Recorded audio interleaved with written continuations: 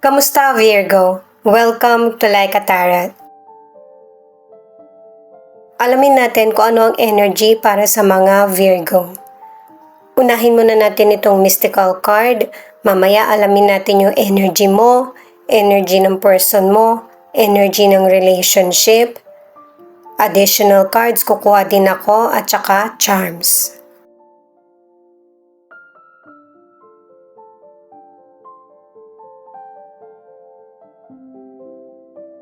Itong card na entrepreneur. Kung gusto mo ng agarang resulta, mabilis din yung pag-give up mo. Palitan mo yung pangunawa mo para mas malaki yung chance na magtagumpay ka.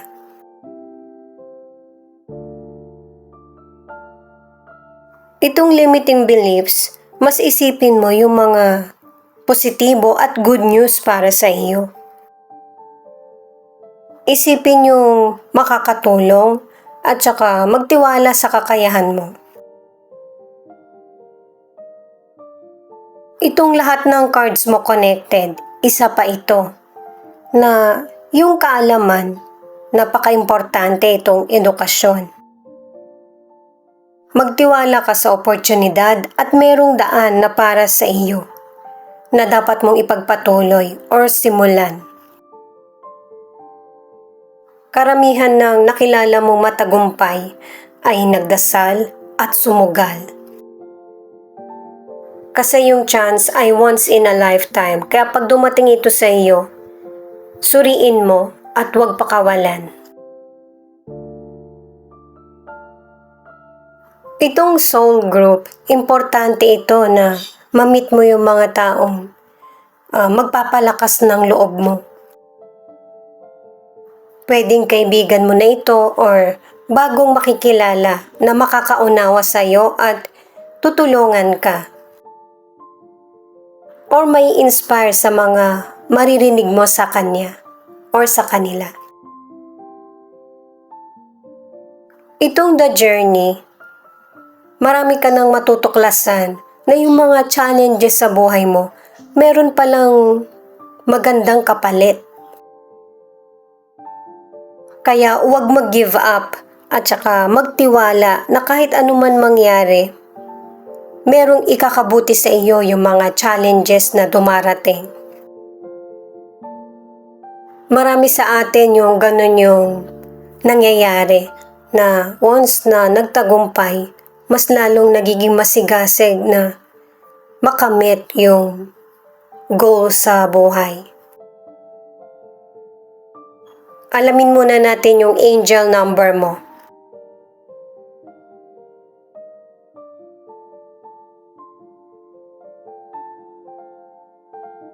Three, 3, 3. Everything is aligning perfectly in your life. What didn't make sense in the past is now starting to fall into place. Type 333 if you believe. Nasa tamang direksyon ang buhay mo. Kaya huwag kang masyadong mag-worry or matakot na sumubok.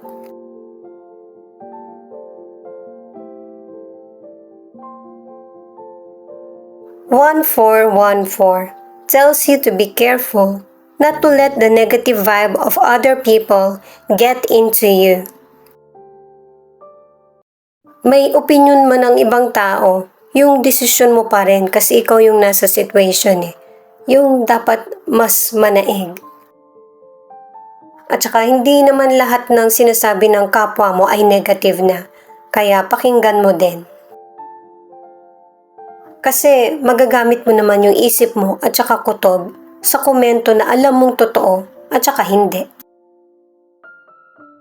Para sa mga bagong viewers, ang reading na ito ay timeless reading, general reading at guide po lamang kaya hindi po magre-resonate sa lahat. Kunin mo lang yung akma sa sitwasyon mo at kung kailan mo ito napanood, yun ang start ng 1 week reading para sa iyo. Ikaw na bahala magpalit kung si person mo ito o ikaw. Yung card mo muna ang una nating alamin.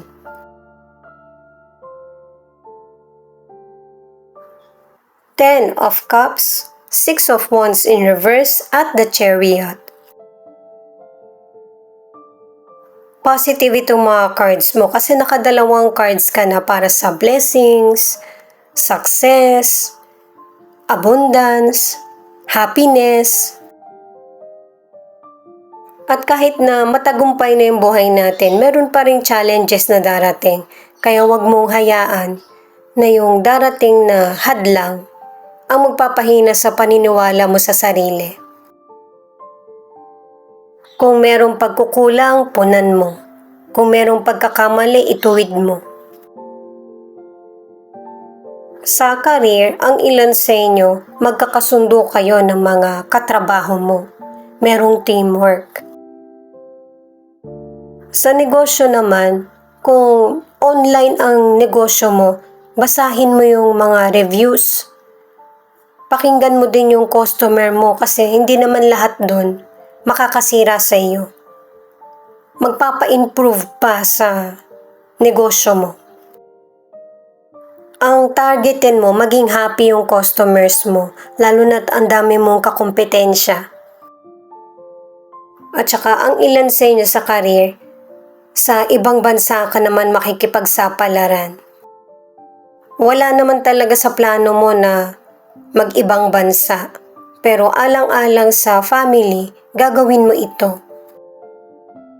Sa mga single, ang ilan sa inyo, pinapayuhan ka ng cards na tingnan mo din yung behavior na pinapakita mo sa potential person.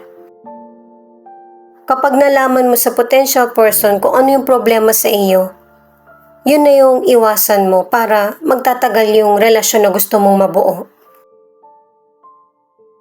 Sa mga nasa relationship, payapa yung relasyon nyo ng person mo. Pero unawain mo din na yung person mo, meron din siyang pinagdaraanan. Huwag kang magtampo kung hindi niya natutupad yung mga pangako niya sa iyo.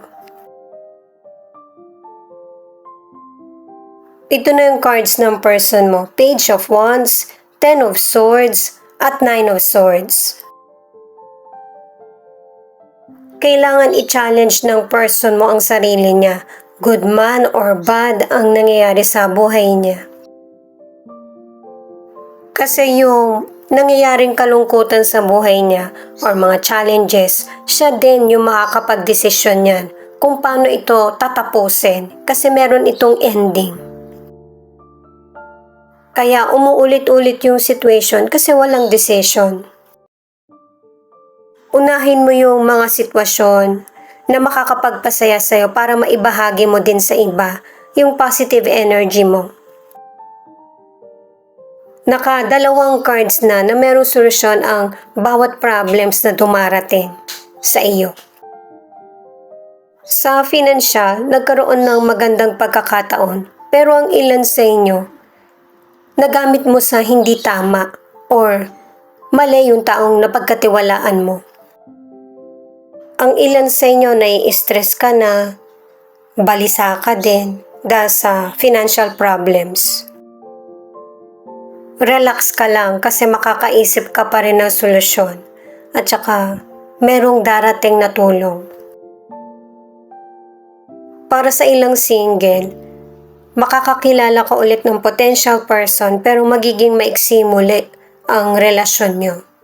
Ang isa sa ipinapakitang problema ay selos. Unti-unti mong i-control yung mga weakness mo para makaka-move forward ka at yung relasyon na gusto mong makamit ay matatanggap mo na. Ang ilan sa inyo na nasa relationship, kahit dito sa cards ng person mo, happy yung person mo na ikaw yung karelasyon niya, palabiro din siya. Yun nga lang, ang weakness ng person mo, kapag merong trouble sa buhay niya, lahat naaapektuhan, kahit ang relasyon. Nagsisisi din siya sa mga maling desisyon, maling aksyon na nagawa niya sa buhay. Kung stress ka sa kanya, mas lalong stress siya sa sarili niya, lalo na kung may mga health issues pa. Ito yung cards para sa relationship, 3 of Pentacles, 4 of Pentacles, at 7 of Pentacles. Sa relasyon na gusto mong itaguyod, kailangan magpakatatag ka. Kung hindi niya kayang magtaguyod, ikaw yung magbigay ng blessing sa kanya. Kasal man kayo or hindi, ano man yung gender nyo, kaya nga dalawa kayo, di ba? Para kung isa yung down, may isang mag-aangat. Sa kalusugan, maigi na meron kang grupong sinasalihan para may pagpatuloy mo yung pagdadiet o kaya pag-exercise. Lalo na't ang ilan sa inyo napapansin mo na simula nung nag-pandemic, parang naging limitado na yung movements mo. Palagi ka na lang sa bahay o kaya nag-iba yung routine mo. Kaya ipagpatuloy mo yung pagiging healthy. Ang ilan sa inyo nasa middle age, pero malakas ka pa rin. Ang ilang single, ine-enjoy mo muna yung pagiging single mo.